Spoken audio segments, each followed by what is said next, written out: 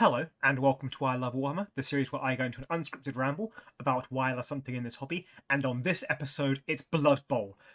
Been wanting to cover this one for ages, and let's do the short version for the people who tune out after 30 seconds. Blood Bowl is hilarious. It's this beautiful bridge for the old world. The god of Blood Bowl is hilarious to me, and this is American football as viewed as a British person. What do I mean by that? Okay, I'm English, and the closest analogy I really had to American football growing up was what I saw on TV and playing rugby at school. Now, rugby at school, it's comparatively quite tame. You clatter into someone, but we spent like 3 weeks learning how to tackle safely. So rugby is not the most violent sport in the world at the level to which I played, i.e. school, and then one dreadfully unsuccessful attempt at joining the after school club for it. American football as it is on TV, at least the TV I've watched, is these like teams of armoured men running into each other at full pelt. And hearing all these stories about the concussions and brain injuries and long-term disabilities that people who play American football professionally that they have. Now, whether or not that's representative of how American football really is, American football fans, please let me know in the comments. Please try and be polite. I'm aware I'm ignorant about American football. That's almost my point here. That as a British person who doesn't really play sport, I'm very ignorant about American football. Blood Bowl is what American football looks like to me. And it's that level of violent. One thing I love with Blood Bowl is that the god of Blood Bowl is called Nuffle, which is how they've pronounced NFL. And I've often said that I think that they are the most powerful god in the entirety of the Warhammer setting.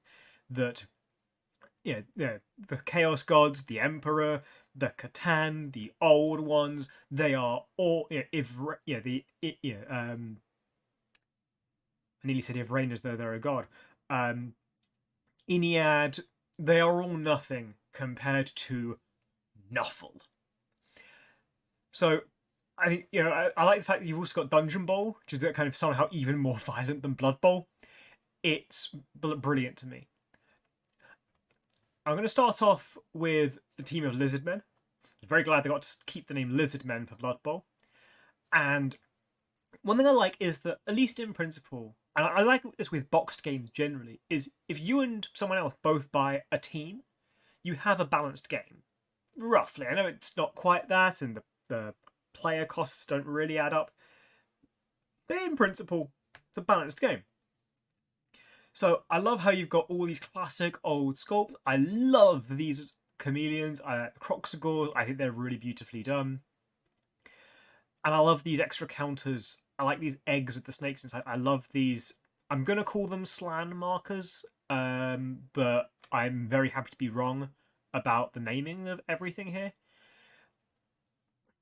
This is a game that I need to buy 2 teams for, one for me and one to get someone else to play the game with me. Because I just don't ever see enough Blood Bowl going around. Okay, the Zote. I love this. So in Blood Bowl, you've also got your big guys and star players that you can mix and match with your team. I like this guy. I think Zotes are brilliant looking. I love the kind of the centaur look to them. They're kind of centaur dinosaurs, and I'm a huge fan of centaurs as a concept because I find them endlessly fascinating. I was always a dinosaur kid when I was younger, and I think that this is a brilliant looking model. Also, I don't know what role the Zote ever played in the old world. Again, commenters, please let me know what role Zotes had in the old world if they had one. I know Zotes as being in early editions of this game, in early editions of Warhammer 40,000, the Zotes were like Tyranid messengers. I only know Zotes as existing in the 40k setting, and this guy right here. It makes me think, and I hold this theory, although I do not have enough evidence to support it in any meaningful way, that the chronology of the Warhammer universe goes 40k, Old World, then Age of Sigmar.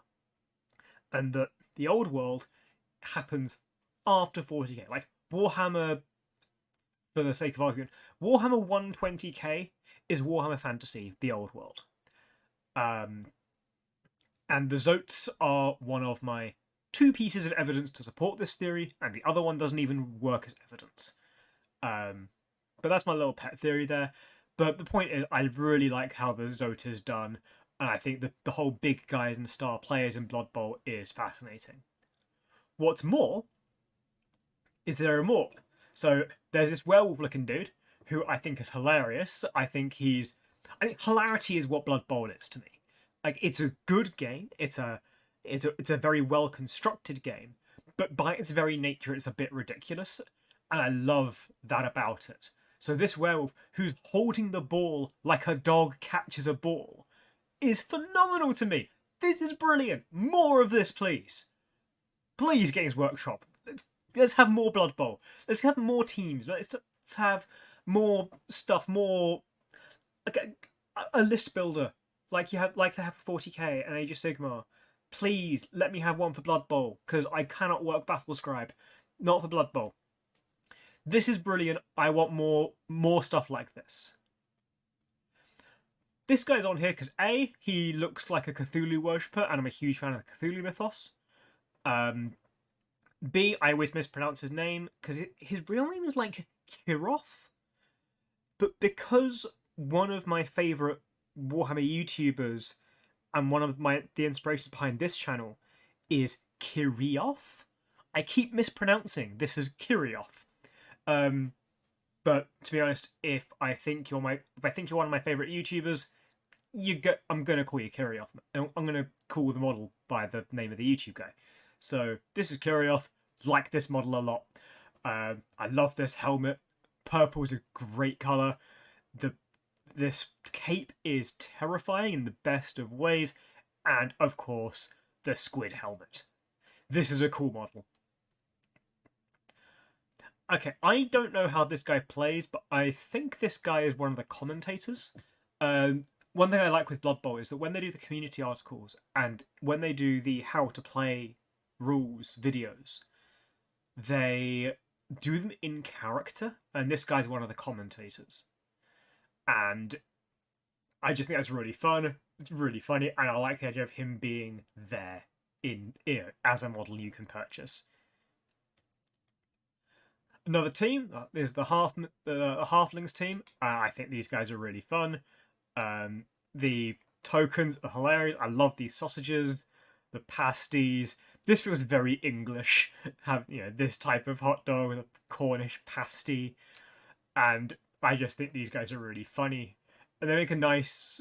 I like this take on hobbits on halflings, because they're a bit more rough and tumble. These don't have the nobility of Tolkien's halflings.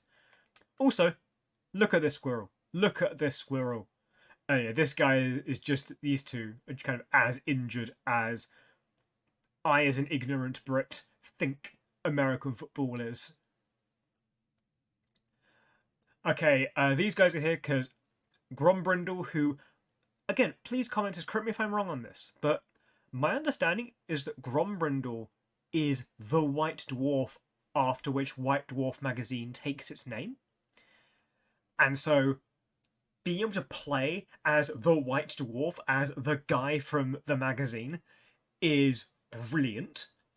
And Da Black Gobo, and as someone who did an entire video in this series on Da Red Gobo, I can't not love Da Black Gobo. So yeah, he's here as well, because they're both cool models, and I'm so happy they get to be in game. It's lovely having this setting, this game world, where these characters can be explored and played. Like, that we don't get that much in the other game systems. Okay, next is these two guys, I just think they're fun. Reading the book, the barrels and the beer, just they're nice. Yeah, there are more good teams than just what I'm showing in here, but these are great. I think the big guys and star players really give Blood Bowl a lot of character. This tree man, he's mostly here because of the mushrooms and the squirrel. Um, but again, I just think it's really funny and really fun. I enjoy him throwing this brick. It's yeah, it just feels very, very cool. He's also a lot more twisted and gnarled than a lot of other tree models that Games Workshop do. Like the Ents have a nobility to them. The Sylvaneth in Age of Sigmar have a degree of beauty to them, traditional beauty. This guy looks like a gnarled old tree, and that's fun. I like that. This is more what the Sylvaneth looked like in Age of Sigmar, but this one's just really cool. I like this kind of slightly menacing smile. They're holding the ball in a way that's almost cheating, and they've got these cute little gremlin things around them. I don't know what they're actually called. They're the gremlin things. Honestly, if someone tells me in the comments what the gremlin things are called, I'm still going to call them the gremlin things. This is just a beautiful model. Again, these big guys, these star players. Another one, the wood elves. They have so many nice ones. Just I love the aesthetic of them. These are, they're just kind of weird and gnarled and fun. That's the name of the game. It's fun. Okay, the next one is now. When making a list in Battle Scribe, these are referred to as the biased referees. So you can have biased referees on your team, and that is okay. My statement about how I view Blood Bowl as like American football, it doesn't extend to this far. This is parody. This is not a stereotype I hold about a real world sport. But these guys are fun. I like the idea of them. Also, aesthetically they remind me of Gotrek and Felix. Like I know Gotrek's in Age of Sigmar still, and he's got the mohawk as is his right. But then this one here looks like Felix to me. I think that's just a bit of fun, a little bit of extra. It's a headcanon, not a theory. But that adds to the appeal of these guys. Okay. This is my team of choice. This is who I'd want to play. I call them the Amazon team because they're Amazons. But I'm not playing them for the women in this team. I'm playing them because snakes, these counters, look at this thing around here. To be honest, I could probably do with some practice at painting different skin tones, so they'd be good for my hobby anyway, in terms of my skill level. So, that's cool. They're really dynamically posed. One thing Blood Bowl's really good for, actually, is because it's a team rather than an army, having really unique and dynamic poses means that you can have a lot more personality in your team without it feeling repetitive. Like if you were to have an army scale game with this box, you'd have like 4 boxes of them, and it would feel very repetitive after a while. But just a team where at most you could only ever have 2 of these boxes, it feels lovely and dynamic and unique to have them like this. So, love the posing of them as well. Don't get me wrong. The ones who are saying this one, and this one feel like they'll be and that one will feel like a pain to actually keep down on your base because they've only got 1 foot as their point of contact, but they look really cool and dynamic, and they've got all the counters and the markers. I just think this is a really cool team. But their big guys and star players are beautiful. This one is Boa Constrictor, who is... I love reptiles. This is a gorgeous snake, and very happy to have this in my team. He is a beautiful sculpt. It'd be so fun to paint. Scales are so brilliant when you're trying to do stuff with contrast paint, and this guy's all scaled and feathers. I love Games Workshop's feathering. Every time Games Workshop do something with feathers or birds, it's really well done. And this is one of the best things that Games Workshop can sculpt, feathers, on scales for a snake. You do not comprehend how much I love this. I don't think I could ever convey it. I think the only way I could ever show how much I like this sculpt is if I were to turn the face cam back on and I was to be surrounded by fireworks and party poppers and silly strings, turning my entire house into a fire hazard. The Boa Constrictor is a beautiful sculpt, and it's not even my favourite model in Blood Bowl. That's this game. I love this model so much, and it's my second favourite model. My favourite model is this lady, whose name I forget, but I'm in this for the frogs. Because, yeah, she's this cool kind of oafish looking Amazon. That's fun. I feel like it contrasts quite nicely with the Amazon team. But, take a look at this frog. This is a cute frog. I like this frog a lot. Take a look at this frog. Isn't it a cute frog? I like this frog. Look at this frog. This is a gorgeous, cute frog. When I'm sad, I look at pictures of desert rain frogs and videos of desert rain frogs. This is a desert rain frog as a Warhammer model for Blood Bowl. And it's got 2 other gorgeous frogs with it. This is brilliant. So this model becomes my favourite model in the whole game system. Love this one with all the frogs. There's a 4th frog that I didn't cover because you can't see its face in the website models of it, in the website pictures of it. But that's at least 4 frogs on this one model. And it is wonderful. It is absolutely wonderful. Your big guys, your star players. You got a really good range of teams. There was one team, I can't remember which one it was. If I could remember which team it was, I would have put it in here. Where they outright said, hey, do you want to play this game on hard mode? Because they just acknowledged that it wasn't a good team. And they made it a challenge. And to me, that felt really consistent with the tone of Blood Bowl. And I love that silliness. I love the fact that there is this game that seems like it's a good game. And it's a balance, it seems roughly balanced most of the time. Where they don't have to take it so seriously. They can treat it as being silly and funny and fun. I love Blood Bowl. I love Blood Bowl so much. I'm going to do one more slide before doing my various outro things, which is the video game. Gotta give some love to the video game. This is from Blood Bowl 3, I think. And it just seems like it's a lot of fun, and it's a good introduction to the game. And because of the scale of it, I feel like that's really good for, like, having played the game is really good for the immersion and the storytelling and what's going on in your mind's eye of the tabletop game.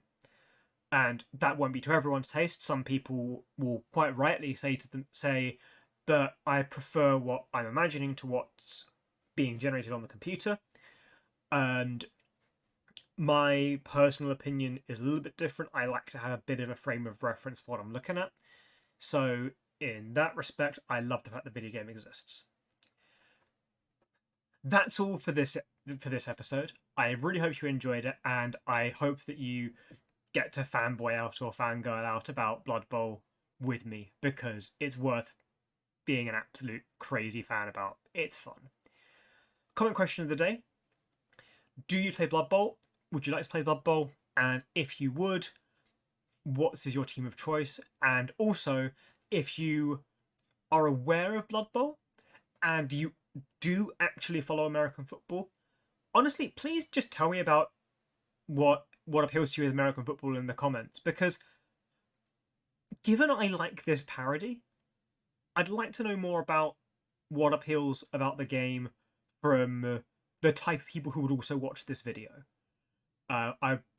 hearing it from hardened American football fans who don't have who wouldn't want to engage in tabletop gaming, then they're not people whose opinions I want to really get. I want to get your opinion as someone who likes American football and has watched 20 minutes of someone talking about a tabletop miniatures game. Please tell me why you specifically like American football. I would love to know. I really love reading your comments. So, with that, I hope you're all having a really good day. And if you want to like and subscribe, I'd really like that. Channel memberships and Patreon are in the description. Just doing the YouTube formalities here. So yeah, with that, I will see you next time, and I hope you're all having a really good day.